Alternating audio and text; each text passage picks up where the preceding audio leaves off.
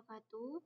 Kami dari kelompok 6 ingin mempresentasikan yaitu serangan SSTI. Sebelumnya, di sini perkenalkan nama saya Saskia Taraisya dan ada rekan saya yaitu Maura Adniza Aska dan Feryadi. Yang di sini saya akan menjelaskan apa sih itu serangan SSTI. Nah, SSTI ini adalah singkatan dari server site template injection, yang dimana SSTI ini adalah kerentanan di mana penyerang ini menyuntikkan kode berbahaya ke dalam sebuah template. Nah, kode ini kemudian dieksekusi langsung oleh server yang dapat berujung pada pencurian data atau pengambil alihan sistem. Nah, di sini untuk mengetahui server itu rentan atau tidak, misalnya penyerang ini mengeklik 7 kali 7.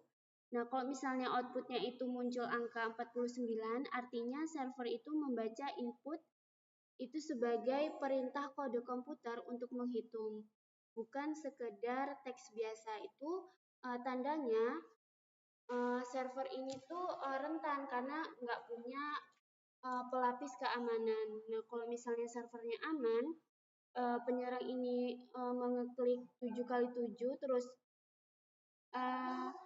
outputnya itu muncul hanya teks biasa.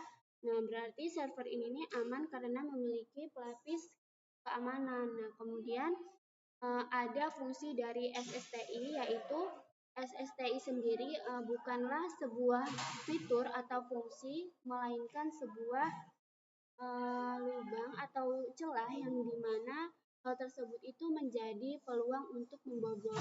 Nah, kemudian ada dampak serangan SSTI. Yang pertama ada RCE atau Remote Code Execution, yaitu hacker ini bisa mematikan perintah apa saja dari laptop mereka untuk dijalankan oleh sistem operasi server korban. Nah, hacker ini memiliki akses penuh ke terminal Linux atau command prompt Windows milik server tersebut tanpa perlu tahu password unpin-nya.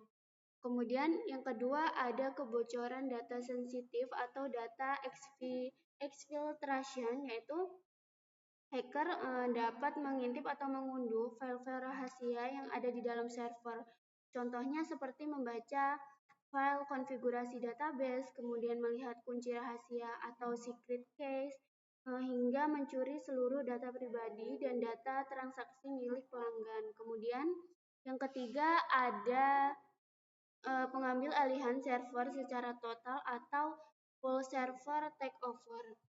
Begitu hacker berhasil menguasai server, mereka bisa menyalahgunakan server korban untuk tindakan kriminal lain seperti memasang malware, kemudian merusak tampilan website, atau memanfaatkan komputer server korban untuk menambang kripto atau crypto mining.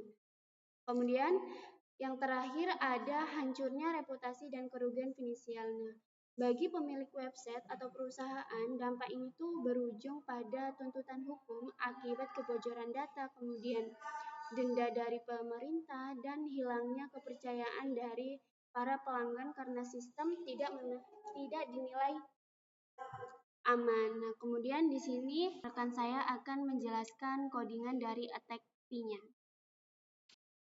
Selanjutnya saya akan menjelaskan tentang coding attack PY. Di sini yang pertama ada import request, ada import array, lalu ada colorama base URL. Jadi gabungan dari semua ini adalah fungsinya untuk menyiapkan alat-alat yang dibutuhkan, seperti request ini digunakan untuk mengirimkan data ke website target.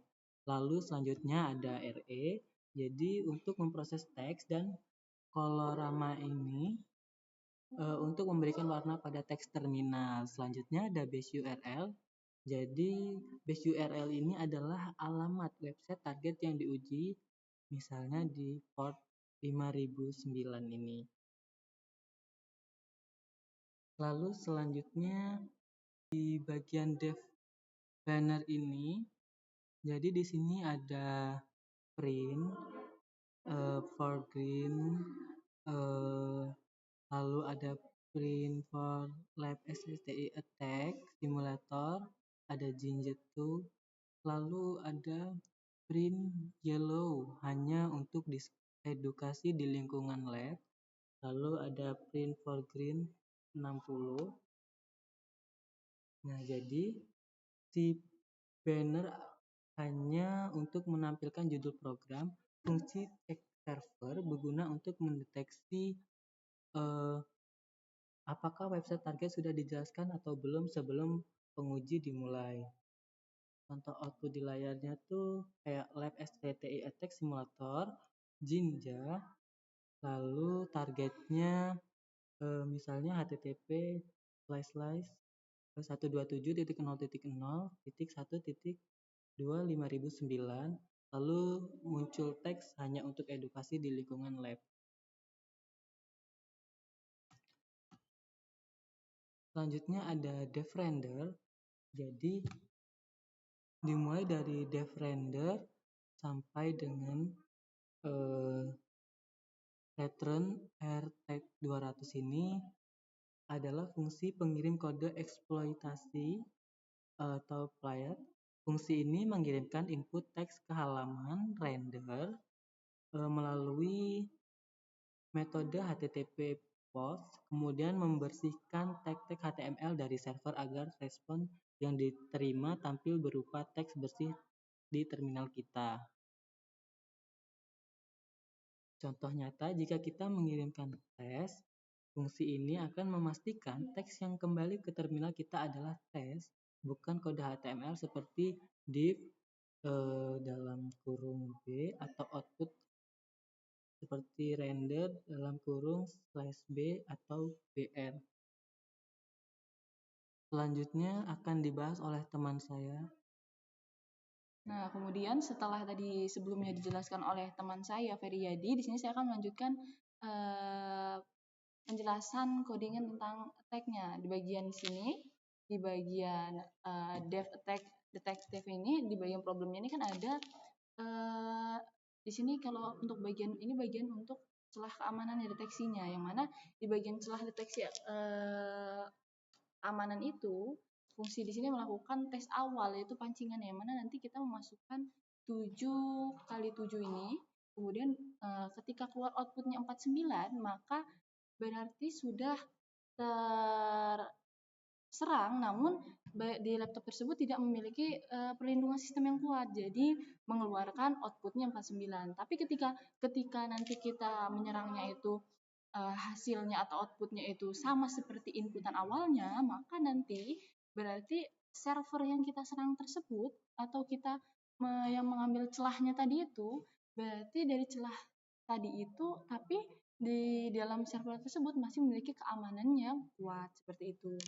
Nah, kemudian di bagian dev tag info like ini, di sini adalah langkah pertama dalam suksesnya, yang mana script lanjutnya itu meminta data sensitif memorinya dari aplikasinya, yang mana menggunakan perintah config script kayak ini. Tadi sebelumnya kalau kita di awal pancingannya kita menggunakan 7 dikali 7 itu, kemudian outputnya 49. Nah, di sini kita menggunakan config script key-nya seperti itu. Setelah di bagian itu, kemudian kita di bagian navigasi struktur objek Python, yang mana di bagian dev attack object traversal ini masuk ke dalam navigasi struktur objek Python-nya. Nah, di bagian itu script-nya menggunakan perintah awal Python seperti class. Class-nya ini kan di depannya ada tanda 2 seperti ini, yang mana berarti data tersebut bersifat privasi. Nah, kemudian di sini kita mensusuri memori runtime servernya. Tujuannya itu supaya mencari celah atau fungsi tersembunyinya yang bisa digunakan untuk kita dapat mengakses perintah komputer dasarnya. Nah, setelah dari itu kita lanjut ke dalam langkah 4-nya, itu adalah eksekusi perintah jarak jauhnya atau kayak remote code execution, yang mana itu ada di dalam dev attack RCE ini, yang mana remote code execution variable ini sudah masuk ke dalam puncak eksploitasi, yang mana skripnya ini menyisir memori menggunakan peluang untuk mencari fungsi bernama popen. Nah, yang mana ketika popennya sudah dijalankan, ketemu, skrip langsung menyutingkan perintah sistem menggunakan operasi jauh seperti ID-nya dan PWD-nya, seperti itu. Nah, kemudian di bagian pengujian endpoint lainnya, di situ ada di bagian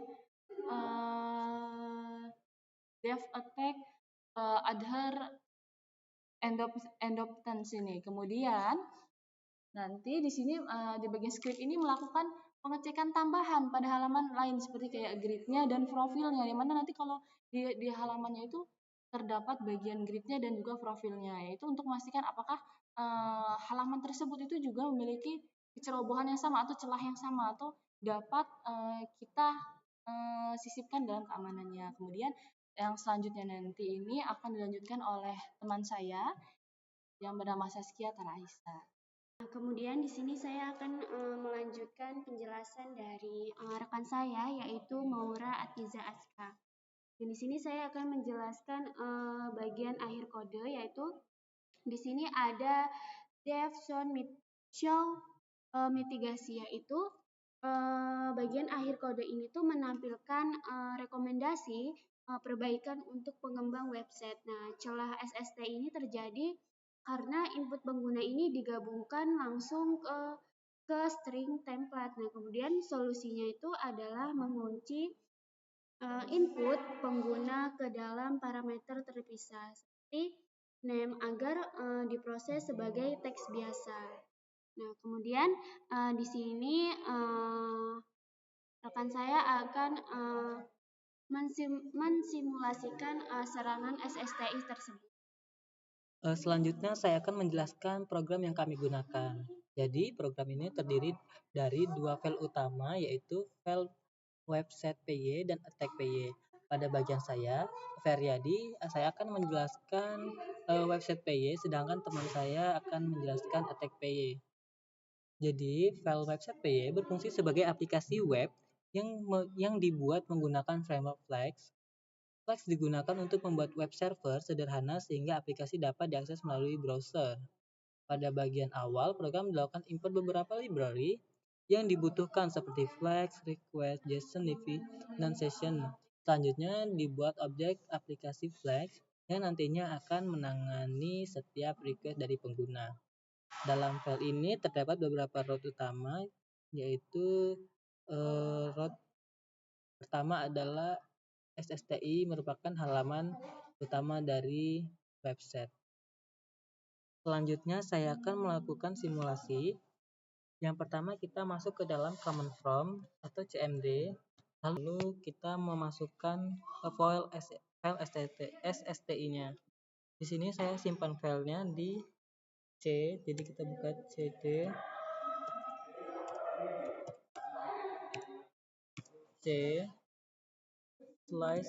/mksi lalu /SSTI. Nah, ketika sudah masuk dalam file SSTI, di sini bagi teman-teman yang belum melakukan install and requirement, teman-teman bisa dulu membuat installnya, yaitu dengan cara pip install flag, collecting flag, lalu selanjutnya mengaktifkan PNP dengan cara PNP m PNP PNP Python m PNP PNP. Selanjutnya teman-teman bisa langsung install virtual env, lalu mengaktifkan PNP-nya. Karena saya sudah menginstal, langsung saja saya aktifkan PNP-nya, yaitu dengan cara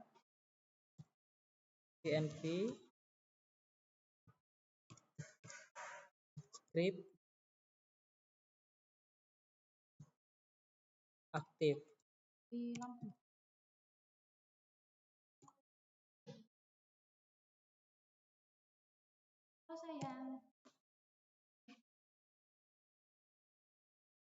Nah, di sini VNV-nya sudah aktif. selanjutnya kita bisa merunning dari website Python-nya, yaitu dengan cara Python spasi website .py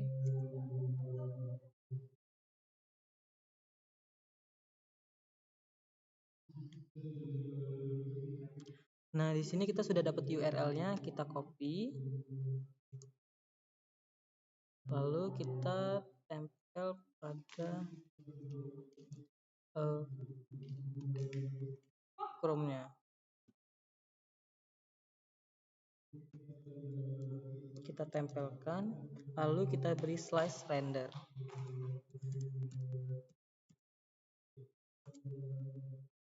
Nah, di sini sudah terbuka tampilan dari web SSTI Lab. Jadi di sini sudah terbuka, lalu selanjutnya akan dilanjutkan dengan teman saya yang akan melakukan attack PY. Nah, jadi kan sebelumnya teman saya sudah membuat website PY-nya dan saya juga sudah membuat website PY-nya. Ini tampilannya seperti ini. Nah, kemudian di sini saya akan mensimulasikan untuk bagian attack PY-nya, di mana untuk melakukan attack PY ini harus mempunyai dua laptop, yaitu laptop A. Sebelumnya teman saya sudah membuat website PY, kemudian sini laptop B-nya untuk attack-nya. Nah, kemudian dua laptop ini harus berada di dalam satu WiFi yang sama, seperti itu. Kemudian langsung saja kita panggil cd dokumen, karena sebelumnya filenya saya saya simpan di dalam dokumen. Kemudian kita panggil nama filenya mksi. Kemudian kita panggil lagi SSTI ini bagian ininya untuk serangannya. Kemudian di sini kita aktifkan dulu VNV-nya. VNV script activate. Nah, setelah PNV-nya aktif ini, kemudian kita langsung ke bagian di bagian attack PY-nya. Sebelum attack PY ini kita harus membuka notepad-nya terlebih dahulu, karena kita harus merubah IP yang mana IP tersebut IP dari laptop sebelumnya. Di sini kita buka attack PY. Oh, di sini salah ketikannya. Attack PY. Nah, di sini langsung kebuka. Ini IP teman saya sebelumnya. Sudah kita masukkan terlebih dahulu. Kita copy. Kita ganti dari bagian ini. Nah, seperti ini. Kemudian baru kita menjalankan Python attack PY-nya.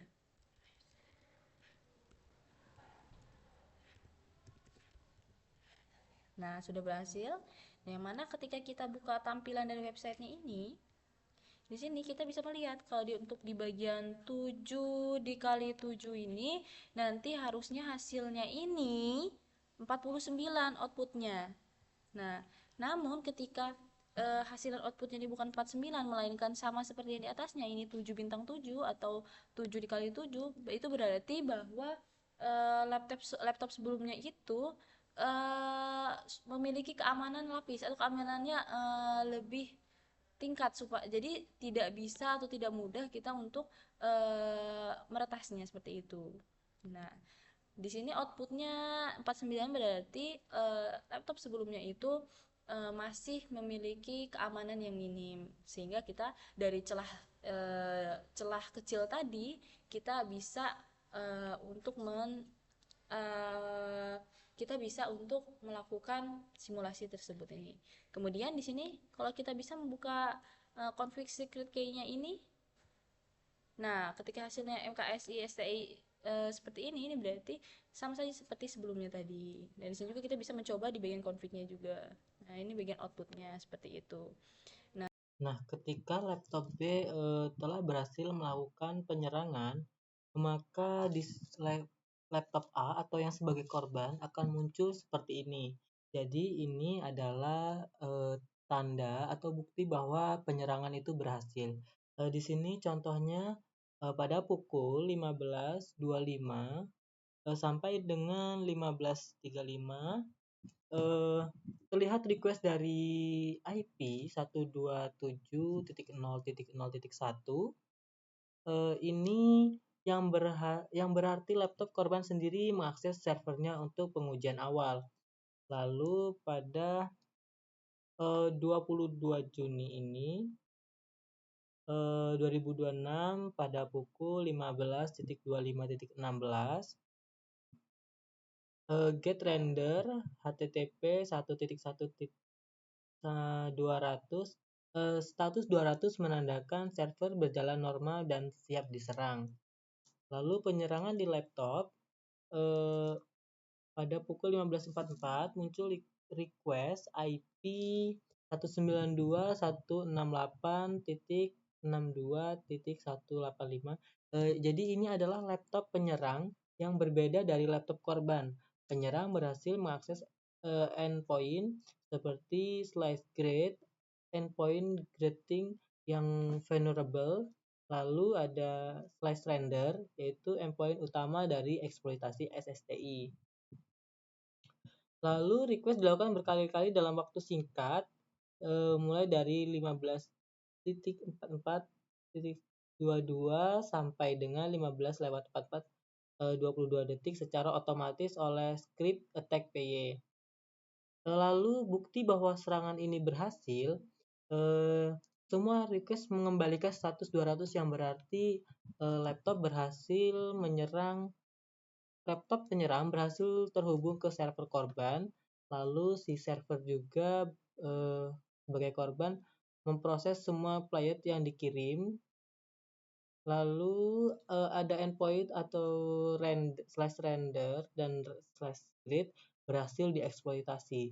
Jadi kesimpulannya laptop penyerang dengan IP 192.168.62.185 berhasil menyerang server korban yang IP-nya 192.168.62.42 melalui jaringan WiFi yang sama. Lalu si server korban memproses semua request tanpa penolakan dan membuktikan tidak ada mekanisme keamanan yang memblokir serangan SSTI ini. Jadi berikut adalah salah satu uji coba atau simulasi yang dapat kami contohkan pada serangan SSTI ini, dan saya akhiri. Wassalamualaikum warahmatullahi wabarakatuh.